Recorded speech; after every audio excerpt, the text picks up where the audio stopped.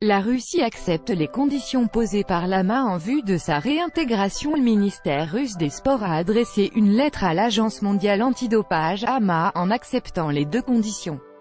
restantes de la feuille de route vers la conformité au code mondial antidopage de l'agence russe antidopage, ce qui pourrait mener à une levée de la suspension de la Russie.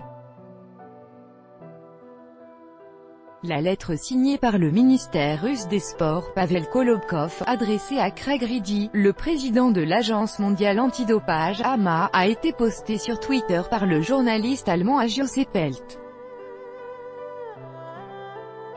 Cette lettre est une réponse à un compromis proposé vers la conformité de l'agence russe antidopage, RUSADA. Afin de mener la RUSADA vers la conformité aux demandes de l'AMA, je suis d'accord pour accepter les deux conditions inscrites dans la feuille de route, mentionnées dans votre lettre du 22 juin, indique le document. Pavel Kolobkov souligne que la Russie accepte entièrement la décision du Comité international olympique (ouvrant CIO)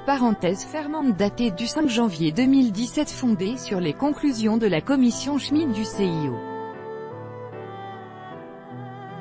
Après la réintégration de la RUSADA et un accord du comité d'enquête russe, nous fournirons à un expert indépendant, nommé par l'AMA et le comité d'enquête russe, un accès, sous la supervision du comité d'enquête russe (CA),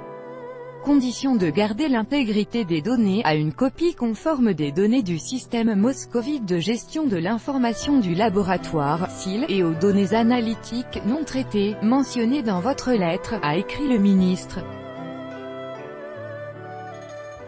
Toujours selon la lettre, si dans la base de données du SIL et dans les données brutes des résultats d'analyse potentiellement défavorables en ce qui concerne les échantillons se trouvant au laboratoire sont découverts, une vérification supplémentaire sera menée au terme de la coopération entre l'AMA et le comité d'enquête russe. Auparavant, le comité indépendant d'examen de la conformité (CRC) de l'AMA avait recommandé la réintégration de la RUSADA au cours d'une réunion du comité exécutif de l'AMA qui se tiendra le 20 septembre.